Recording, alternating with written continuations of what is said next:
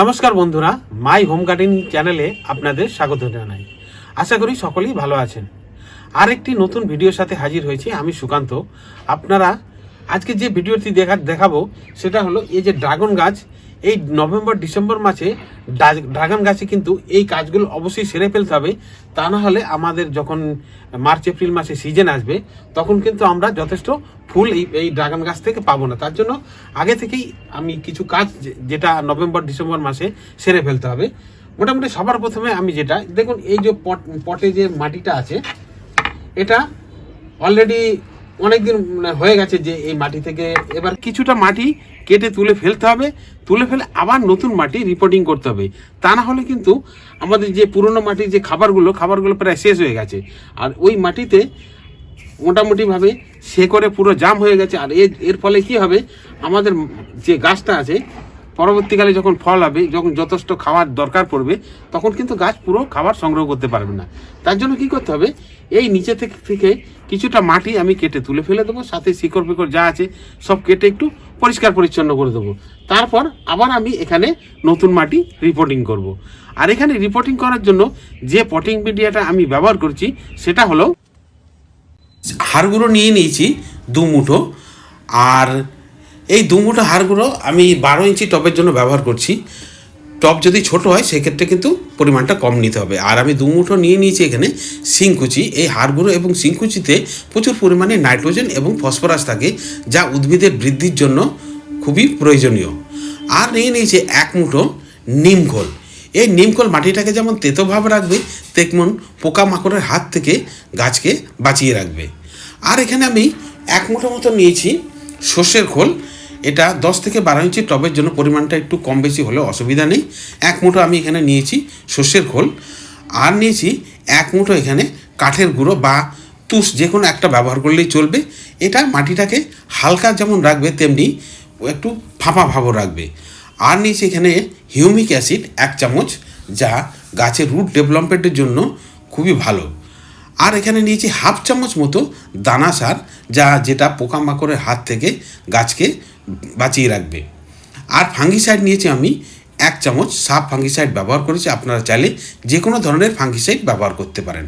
আর নিয়েছি 1 চামচ সিউরিট বা অনুখাদ্য সার। এটা খুব কম পরিমাণে লাগলেও এটা কিন্তু খুব ভালো একটি উপাদান। এর মধ্যে যদি কোনো একটা না থাকে কোনো অসুবিধা নেই। আর এই মাইক্রো নিউট্রিয়েন্টস যেটা এই সিউরিটের মধ্যেই থাকে।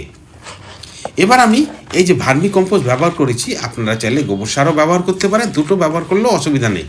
সমগ্র উপাদানটাকে ভালোভাবে মিশিয়ে নিয়ে এই ভার্মি কম্পোস্ট বা গোবর সার যে কোনো একটা যখনই ব্যবহার করবেন, এটার সঙ্গে ভালোভাবে মিশিয়ে গামলার মধ্যে ভরে কিন্তু এটাকে আমি 1 সপ্তাহের জন্য রেখে দেবো।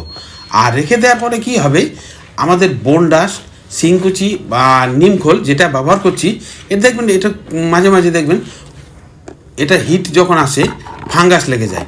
সেই ফাঙ্গাসটাকে কাটানোর জন্য কিন্তু এই প্রসেসটাকে তৈরি করা। আর এই প্রসেসটা করার পরে যখনই আমরা এই ইনগ্রিডিয়েন্টগুলো ব্যবহার করব, গাছের জন্য যেমন উপকারী তেমনি গাছে কিন্তু কোনো রকম রুটে খারাপ হবে না বা গাছকে সুস্থ রাখবে।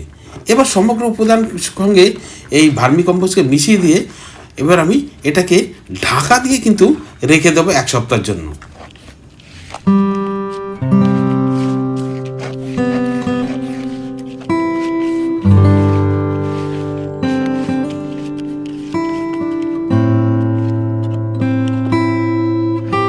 এবার আমি এই টব থেকে যে শিকড় আছে, যে মাটিটা কিছুটা বের করে দেবো। বের করে আমি পুরো সম্পূর্ণ নতুন মাটি দেব, যাতে করে আমার যখন সিজনে ফল আসবে গাছ যেমন সুস্থ থাকবে এবং সবল থাকবে, সঙ্গে সঙ্গে মাটিটা চেঞ্জ হয়ে গেল। আর এখান থেকে নতুন খাবার পেয়ে গাছেতে কিন্তু ভরপুর ফলও আসবে আগের সিজনে। আমার এই যে গাছটা আছে এটা ঠিক 7 থেকে 8 মাস হয়েছে, মোটামুটি ওই 8-10 মাসই হবে। এর থেকে কিন্তু আমি 4-5টা ফল অলরেডি হারভেস্ট করে নিয়েছি। এখন আবার এগুলো নতুন ব্রাঞ্চ বেরিয়েছে হারভেস্ট করার পরে। এই ব্রাঞ্চগুলোকে আরও সতেজ রাখার জন্য আর আগে যাতে নতুন ফুল আসে, ফল আসে, তার জন্য কিন্তু এই কাজগুলো এখনই সেরে নিতে হবে। দেখুন আমি মোটামুটি এখান থেকে এই চাকু দিয়ে, মোটামুটি একটা ধারালো চাকু দিয়ে এরকম কেটে সমস্ত যে শেকড় আছে, শেকড় শুদ্ধ কিন্তু আমি এখান থেকে কেটে বার করে নেব যতটা আছে। মোটামুটি 4 আঙুল ছেড়ে দিয়ে বাকিটা কিন্তু আমি কেটে বার করে দেবো। আর চেষ্টা করুন যতটা ড্রাগন গাছে হালকা মাটি দেওয়ার জন্য। আমি এখানে দেখুন আগে প্রথমবার লাগানোর সময় যে মাটিটা ব্যবহার করেছিলাম, প্রায় এখানে দেখুন এই যে শিকড়গুলো আছে এগুলো আমি কিন্তু কেটে বার করে দিচ্ছি। এখন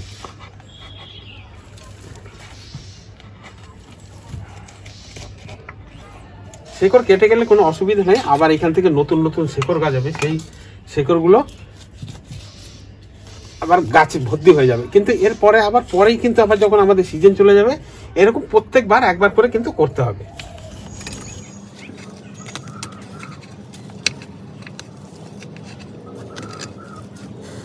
ড্রাগন গাছের বীজ থেকে চারা তৈরির ভিডিও আই বাটনে দেওয়া আছে, সময় করে দেখে নিতে পারেন।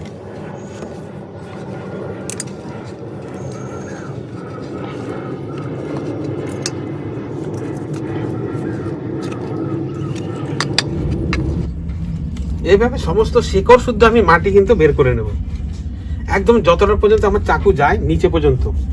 আর এটা 10 থেকে 12 ইঞ্চি মাপের টব আছে। এই 12 ইঞ্চি টবে যতটা মাটি লাগে আগে থেকেই আমি কিন্তু রেডি করে রেখেছি।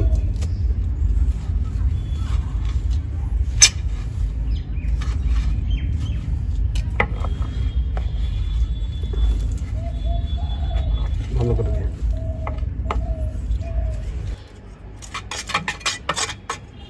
দেখুন এইভাবে পুরোটা যেমন চারিদিকে যে মোটামুটি 4 আঙুল জায়গা রেখে আমি সমস্ত মাটি কিন্তু বের করে নিয়েছি। এবার আমি এর মধ্যে যে আমার তৈরি করা সয়েল মিডিয়াটা আছে ওটা দিয়ে দেবো। তার আগে একটু পরিষ্কার করে নিতে হবে, এই যে যে নোংরাগুলো আছে একটু পরিষ্কার করে নিয়ে তারপর আবার আমি নতুন মাটি এর মধ্যে ভরে দেবো। আর বাইরের দিকটা দেখুন এটা একটু ঘষে পরিষ্কার করে নিতে হবে, কারণ যে টবে আমার যে মাটির টবে যে ছিদ্রগুলো আছে এগুলো কিন্তু বন্ধ হয়ে যায় এই শ্যাওলা জমার ফলে। এর ফলে কী হবে, আমাদের এর ভেতরে জল কিন্তু জমে যাওয়ার সম্ভাবনা থাকে, এইটা পরিষ্কার করে দিতে হবে।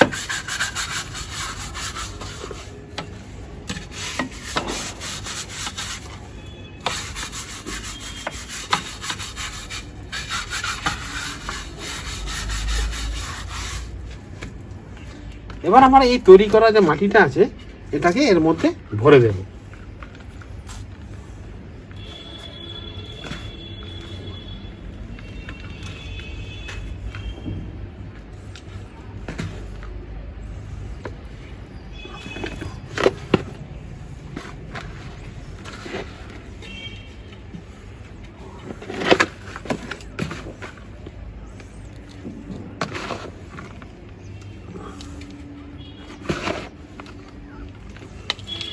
একটু হালকা হালকা চেপে দেবেন, চেপে থেকে মাটি থেকে যে মিডিয়া থেকে এয়ারটাকে একটু যাতে বেরিয়ে যায় হালকা চেপে দেবো।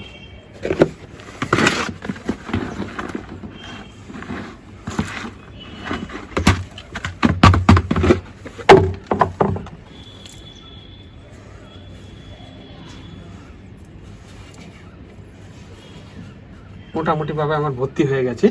আর এই বাকি জায়গাটা আমি উপর দিক থেকে খানিকটা ভার্মি কম্পোস্ট দিয়ে আমি বন্ধ করে দেবো। আর টোটাল যে আমার যে পটি মিক্সটা আমি এখানে তৈরি করলাম, যে খাদগুলো আছে সেগুলো নিচে থাকবে, আর উপর দিয়ে আমি ভার্মি কম্পোস্ট দিয়ে এটাকে চাপা দিয়ে হালকা উপর থেকে কিছুটা মাটি আমি চাপা দিয়ে দেবো, যাতে ভেতরে যে ইনগ্রিডিয়েন্টগুলো দিলাম এগুলো নর্মাল থাকে। উপর থেকে আমি যে খালি জায়গাটা একটু ভার্মি কম্পোস্ট দিয়ে দিলাম কিছুটা, আর কিছুটা আমি পাতা পচা সার দিয়ে এটাকে কভার করে দেবো।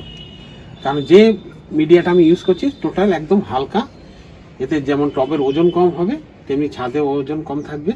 আর বাকিটা আমি এটা পাতা পচা সার দিয়ে উপর থেকে একটু এক লেয়ার আমি পাতা পচা সার দিয়ে দিলাম। এটা আমার গার্ডেনের যে পাতা হয় তার থেকেই আমি সার তৈরি করেছিলাম, সেই পাতা পচা সার।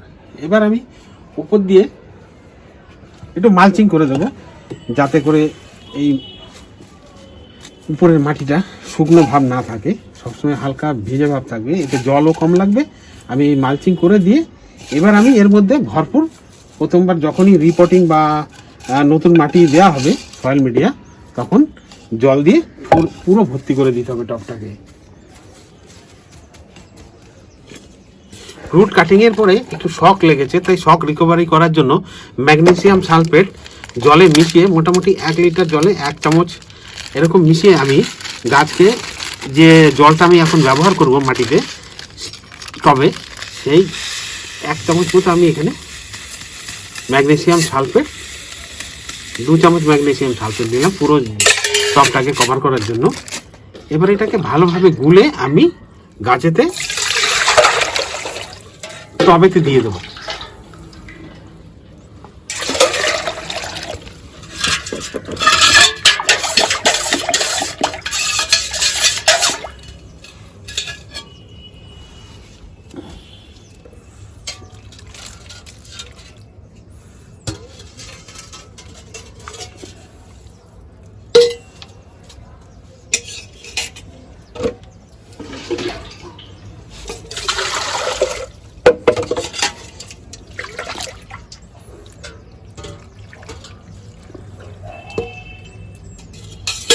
ফেব্রুয়ারি মাসের এই খাবারটা আরেকবার দিতে হবে, কারণ যখন ফুল আসার সময় হবে তার আগে এই খাবারটা আরেকবার যতটা পরিমাণ আমি এখানে ব্যবহার করলাম ঠিক তার অর্ধেকটা ব্যবহার করে একটু হালকা খুঁচিয়ে এর মধ্যে জল দিয়ে ভরে দেবেন।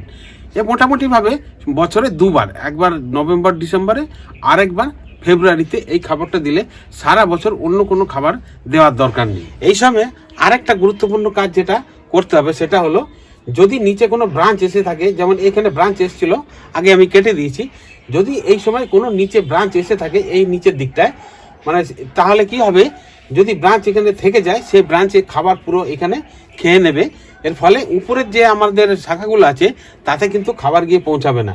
তার জন্য নিচের দিকে যদি কোনো ব্রাঞ্চ থাকে, যেমন এই দিকে যদি এই সাইডে এই পর্যন্ত যদি কোনো ব্রাঞ্চ থাকে, এগুলোকে কেটে ফেলে দিতে হবে।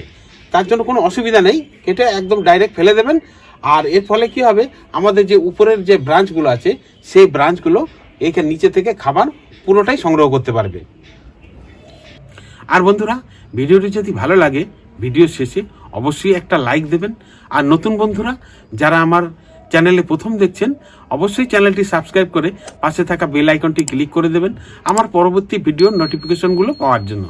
তো বন্ধুরা, আজ এ পর্যন্তই রইল। ফিরে আসবো আরও একটি নতুন ইন্টারেস্টিং ভিডিওর সাথে। ভিডিওটি শুরু থেকে শেষ পর্যন্ত দেখার জন্য ধন্যবাদ। ভালো থাকবেন, সুস্থ থাকবেন এবং প্রচুর পরিমাণে গাছ লাগাবেন। ধন্যবাদ। তো বন্ধুরা, আজ এই পর্যন্তই রইল। ফিরে আসবো আরও একটি নতুন ইন্টারেস্টিং ভিডিওর সাথে। ভিডিওটি শুরু থেকে শেষ পর্যন্ত দেখার জন্য ধন্যবাদ। ভালো থাকবেন, সুস্থ থাকবেন এবং প্রচুর পরিমাণে গাছ লাগাবেন। ধন্যবাদ।